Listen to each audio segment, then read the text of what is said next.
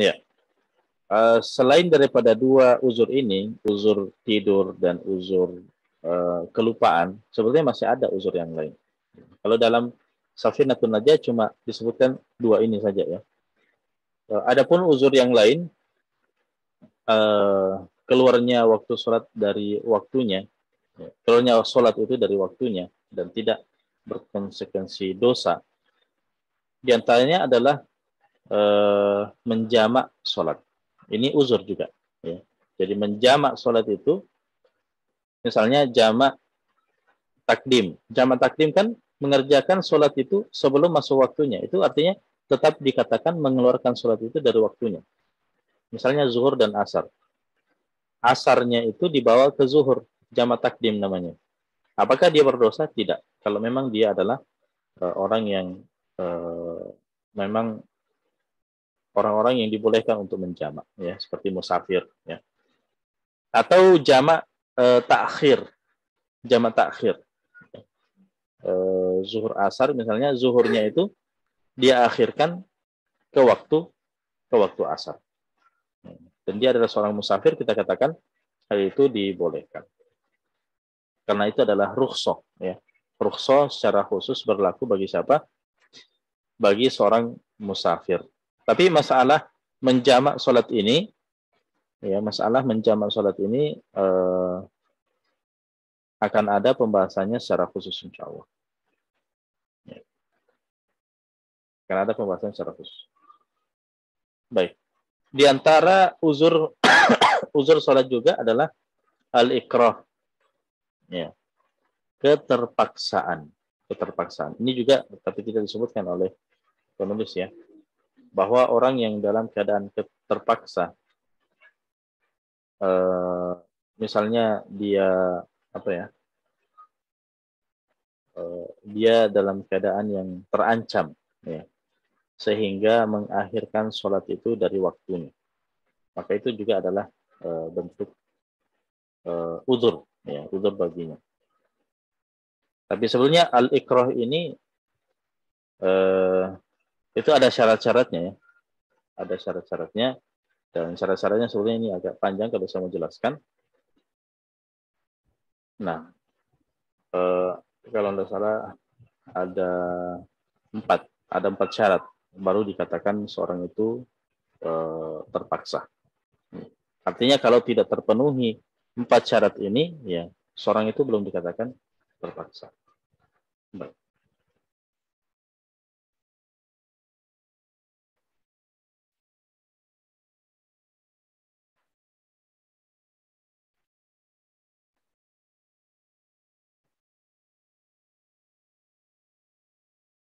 Baik. Sekarang sudah jam berapa? 17.19.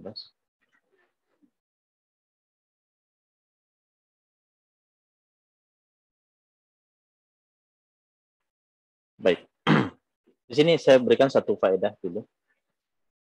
Bagaimana kalau misalnya sholat seseorang itu, sholatnya yang luput itu, entah karena lupa atau karena ketiduran, ya. Misalnya sholat yang luput itu lebih daripada satu, ya, ada dua, ada tiga, ada empat atau lima, ya, sholat. Maka bagi orang-orang yang konsekuensinya wajib menyegerakan, kita katakan wajib juga mengerjakannya dalam keadaan berurutan. Ya, itu. Mesti ingat kan orang-orang yang wajib baginya menyegerakan qadha salat. Ya, baik yang tidur ataupun yang lupa. Ya, saya harap hal itu diingat-ingat ya, siapa saja yang wajib menyegerakan salatnya. Nah, orang-orang yang wajib menyegerakan qadha salat ini, konsekuensi yang lain adalah wajib melakukan atau mengqadha salatnya secara berurutan jika salat yang ditinggalkan lebih daripada satu. Ya, lebih daripada satu. Tapi kalau misalnya orang-orang yang tidak di konsekuensinya adalah tidak wajib, ya, tidak wajib menyegerakan qada salat, kita katakan salat-salat yang ditinggalkan itu misalnya lebih daripada satu, kita katakan tidak wajib, ya memang tidak wajib dilakukan secara berurutan, tapi sunnah. Sekiranya bisa melakukan secara berurutan, maka itu lebih afdal. Kenapa? Karena di sana ada pendapat yang wajib melakukan secara berurutan. Maka untuk keluar dari ranah khilaf ini, perbedaan pendapat ini, kita katakan melakukan secara berurutan itu disunnahkan. Disunnahkan. Tapi tidak wajib. Baik. Ya, masih banyak sebetulnya faedah-faedah. Tapi saya kira cukup. Ya. Kalau ada yang ingin diperjelas, mungkin bisa di kolom tanya jawab. Nah, ya, di sini sudah ada pertanyaan yang masuk. Misalnya ada orang yang ketinggalan sholat zuhur, baik lupa atau karena tidur, dan dia ingat saat sholat asar didirikan. Ketika dia ikut berjamaah dengan jamaah yang sedang sholat asar, apakah dia ikut niat sholat zuhur atau sholat asar? Dan setelah itu baru zuhurnya diqadha. Baik. Kita lihat tadi ketika dia tidur atau ketika dia lupa, bagaimana? Apa menyebabkan dia? Apa motifnya dia tidur? Apa motifnya dia lupa? Ya. Itu harus kita selidiki supaya apa? Supaya menentukan di dalamnya ada unsur kesengajaan atau tidak. Kalau di dalamnya ada unsur kesengajaan, maka kita katakan wajib mengqadha dulu, kemudian sholat yang lain. Ya, wajib baginya mengqadha dulu, kemudian sholat yang berikutnya. Jadi kalau dia wajib mengqadha dan qadhanya disegerakan, kita lihat kalau antara azan dan iqamah, dia bisa sempatkan untuk mengqadha dulu, maka kita katakan itu lebih baik. Ya. Jadi antara azan dan iqamah itu dia masuk masjid, tidak usah tahiyatul masjidnya itu dengan cara apa? Mengqadha sholat, ya, mengqadha sholat zuhurnya. Pas iqamat, ya, barulah dia bangkit sholat asar. Itu kalau dia bisa.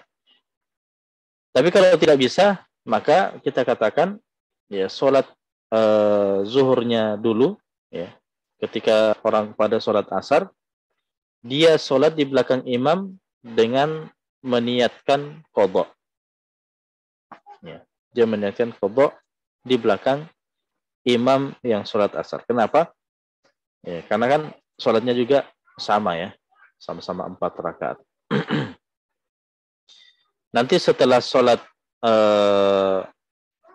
kan dia sekarang sholat asar, ya, sholat zuhur di belakang sholat asar. Nah setelah itu barulah dia sholat asar sendiri. Sholat asar sendiri. Atau kalau misalnya dia mendapatkan jamaah yang masbuk, ya, setelah salam ada jamaah lagi, nah di situ dia bisa ikut bermakmum sebagai sholat asar. Nah, itu kalau, ya, kalau dia adalah orang-orang yang mendapatkan konsekuensi wajib menyegerakan qadha salat. Ya. Bagaimana mengetahuinya? Yaitu tadi, kembali ke penjelasan kita. Kalau orang tidur, siapa-siapa saja, orang ketiduran misalnya, siapa-siapa saja yang wajib menyegerakan salatnya. Atau orang yang kelupaan, siapa-siapa saja orang yang wajib menyegerakan qadhanya. Nah, maka solusinya sebagaimana yang kita jelaskan. Tapi kalau misalnya orang yang ketiduran itu atau orang yang kelupaan itu ternyata adalah orang yang konsekuensinya tidak wajib menyegerakan sholat, maka kita katakan, ya, ketika dia dapatkan orang selagi sholat asar, ya silakan dia ikut sholat asar. Nanti setelah sholat asar baru dia ganti. Ya, atau misalnya dia tersibukkan dengan hal yang lainnya, kemudian sholat maghrib lagi, sholat isya lagi, nanti tengah malam baru dia mengqadha, itu boleh, boleh. Tapi kita katakan selama dia punya waktu untuk segera mengqadha sholatnya, maka dia segerakan. Ya. Baik. Ada pertanyaan yang lain? Silakan.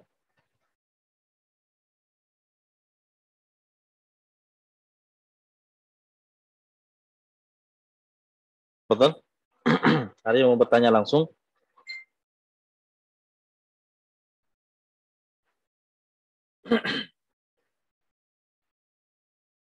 Silakan.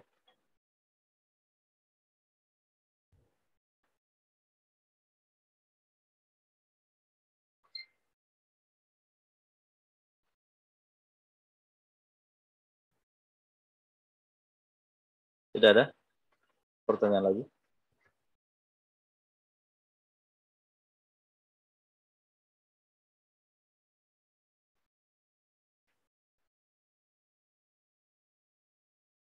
Baik, kalau tidak ada lagi, saya cukupkan sampai di sini.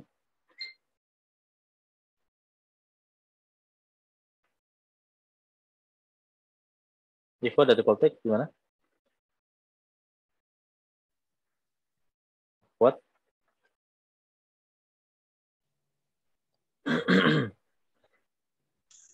Pak Ustaz, ada Ya. pertanyaan di kolom chat Ustaz. Ini sudah saya jawab ini. Yang dari Rahmat kan? Ada lagi? Ustaz. Kalau sholat zuhur tapi niat sholat asar karena lupa. Karena baru-baru bangun.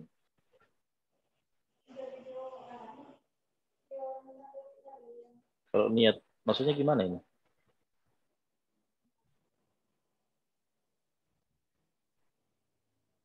Dia sholat. Seharusnya sholat zuhur tapi niatnya apa? Sholat asar. Ini tidak salah. Tidak sah.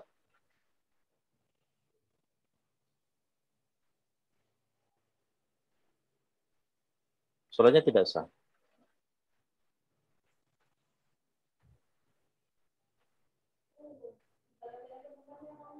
Karena tidak bisa juga merubah niat sudah masuk sholat itu. Ya. Di dalam sholat bagaimana? Apa hukumnya merubah niat dalam sholat? Ini juga ada perincian. Tapi untuk mengubah dari sholat wajib ke sholat wajib lainnya, itu tidak bisa. Ya, itu tidak bisa. Dia harus ulangi. Dan niat ketika takbiratul ihram.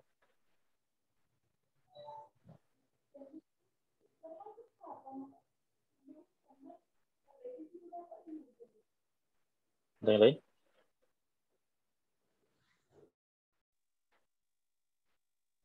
Kalau asar, ya, ini sudah ada pertanyaan. Kalau asar dengan maghrib, Ustaz, gimana caranya digabungkan? Maksudnya dia mengqadha asar di salat maghrib sama imam. Nah, dia salat asar ya, dia salat asar di belakang imam yang lagi salat maghrib. Pertama kalau misalnya antara azan dan iqamat bisa salat asar di situ, itu lebih baik, ya, itu lebih baik. Tapi kalau misalnya tidak bisa, pas sholatnya ya dia bermakmum di belakang. Misalnya ya, ini adalah orang yang konsekuensinya wajib menyegerakan ya. Tapi kalau dia tidak wajib menyegerakan kan mudah. Dia sholat maghrib dulu, nanti sholat asarnya kan mudah. Nah, tapi masalahnya kalau dia adalah orang yang wajib menyegerakan. Nah, kita katakan solusi pertama, dia sholat asar antara azan dan iqamah. Dia manfaatkan itu untuk sholat asar. Nah, kalau memang ada rentan waktu yang cukup. Tapi kalau tidak bisa, dia sholat asar di belakang sholat maghrib. Nanti karena di situ ada dua tasyahud ya, maka untuk tasyahud apa namanya? Untuk tasyahud ketiga, yaitu tasyahud terakhir di sholat maghrib, itu tidak apa-apa. Dia bisa tetap duduk bersama dengan imam dan dia bangkit. Nanti dia tambah satu rakaat lagi, tidak masalah. Nah, atau bisa dengan cara yang kedua. Cara yang kedua adalah ketika imam itu sudah tahiyat akhir, dia mufarakatu al-imam. Dia memisahkan diri dari imam dan tambah 2 rakaat sendiri. Ya, 2 rakaat sendiri. Tetap di tempat yang sama, hanya saja niat berjamaahnya dia putuskan. Nah, kemudian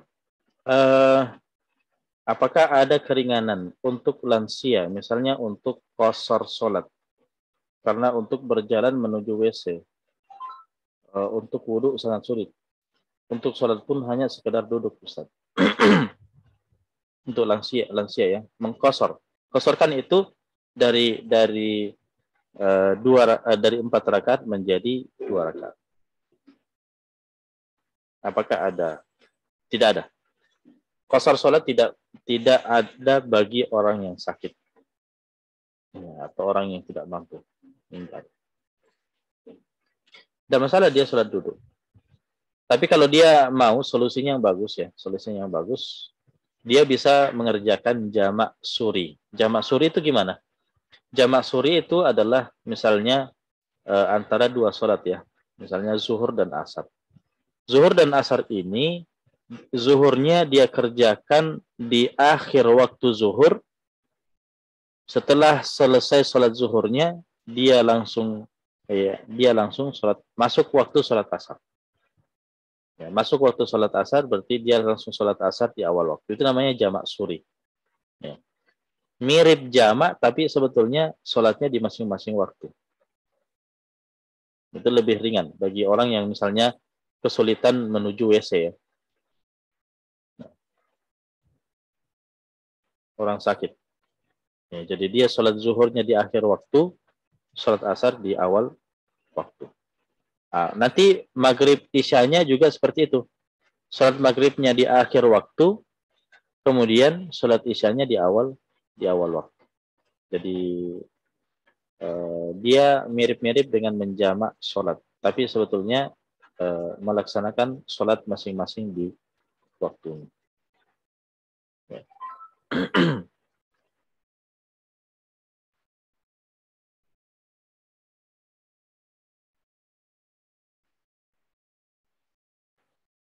Kalau hanya sekedar menunda saja waktu sholat dengan sengaja, tapi tidak lewat waktu sholat tersebut, apakah tetap mendapatkan dosa? Tidak, tidak mendapatkan dosa.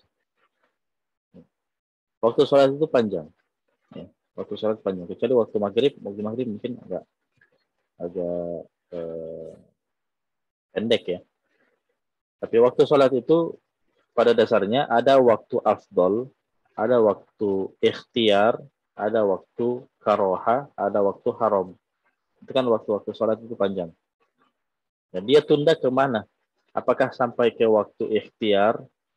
Apakah sampai ke waktu al-karoha, waktu makruh, atau sampai ke waktu haram? Waktu haram itu adalah ketika dia sudah di akhir waktu sholat dan tidak cukup lagi sholatnya itu dia lakukan. Ya misalnya dia mau sholat zuhur 4 rakaat ya. Nah, sedangkan waktu yang tersisa dia tunda-tunda waktunya, dia tunda sholatnya, akhirnya waktu yang tersisa cukup untuk 2 rakaat. Nah, maka kita katakan ini haram hukumnya. Menunda sholat ke waktu itu hukumnya adalah haram. Karena sholat yang dia mau kerjakan adalah 4 rakaat. Ya. Sedangkan sisa waktu yang tersisa, sisa 2, cukup untuk 2 rakaat. Artinya 2 rakaatnya itu akan keluar waktu. Maka kita katakan orang seperti ini berdosa. Orang seperti ini berdosa.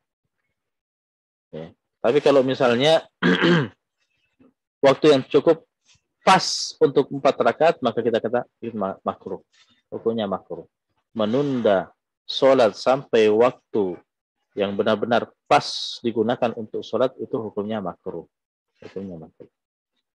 Tapi sebelum-sebelumnya, ya, misalnya ya waktu zuhur jam 12, kemudian waktu asar jam 3, kemudian dia menunda sampai jam 2. Hukumnya apa? Boleh. Hukumnya boleh. Tapi bukan waktu afdol. Kita katakan bukan waktu afdol. Waktu afdolnya adalah di awal waktu. Ya.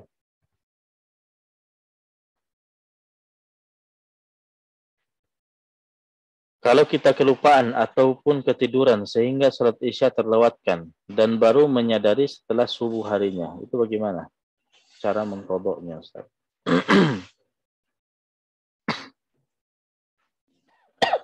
Kalau wanita kan tidak masalah. Wanita itu kan bisa di rumah. Yang jadi masalah kalau laki-laki lagi berjamaah. Jadi kalau dia misalnya ketiduran sholat Isya, ya, ketiduran sholat Isya dan baru menyadari setelah subuh. Ini masih bisa dirinci ya, masih bisa dirinci. Nah, dia tidurnya kapan? Apakah sebelum waktu masuk Isya atau setelah masuk Isya? Kalau setelah masuk Isya, apakah akan yakin bangun sebelum subuh atau tidak yakin? Itu kan masuk dalam perincian-perincian kita ya untuk mengetahui statusnya nanti gimana. Apakah dia orang yang wajib menyegerakan qada atau tidak? Ya, kalau wajib menyegerakan qada, berarti sholat isyanya dulu, kemudian subuh. Dan ini saya kira mudah untuk seorang wanita yang sholat di rumah. Nah.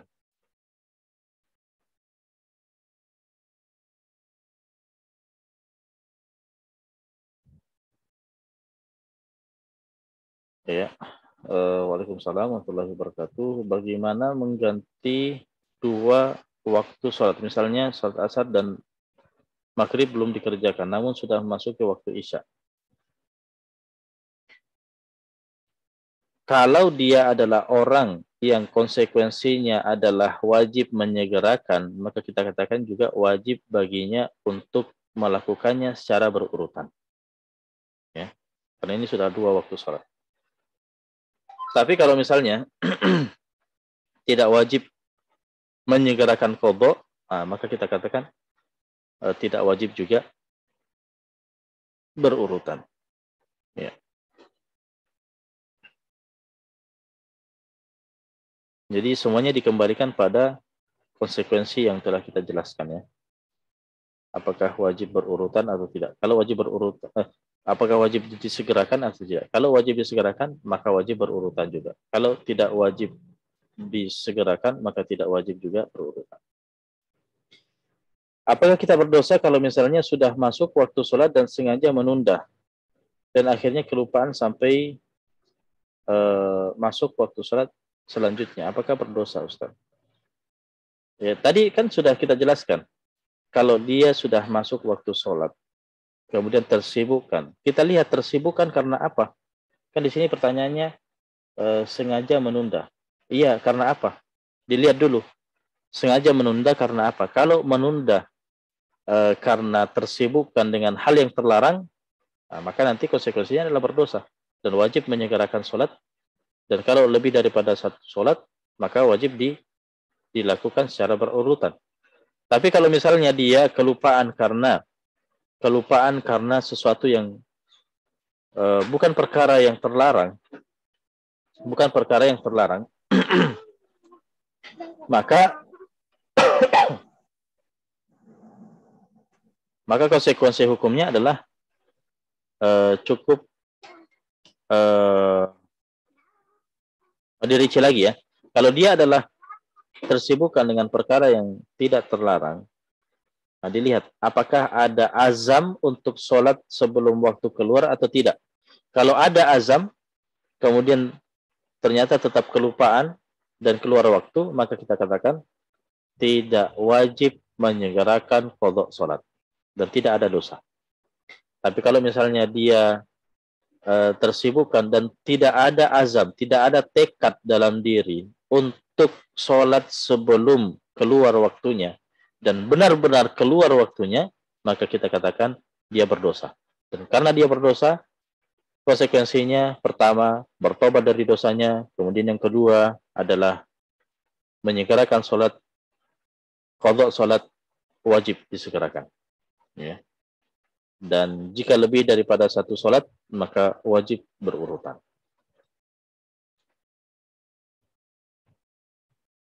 Ya, sayang sekali tadi gambarnya saya tidak sempat save, akhirnya keluar ya. Sekira itu saja, tidak ada lagi nampaknya. Barakallahu fikum wa jazakumullahu khairan. Kita cukupkan. Sallallahu ala nabiyina Muhammadin wa ala alihi wasallam. Walhamdulillahi rabbil alamin. Subhanakallahumma wa bihamdik. Asyhadu an la ilaha illa anta astaghfiruka wa atubu ilaik. Assalamualaikum warahmatullahi wabarakatuh. Waalaikumsalam warahmatullahi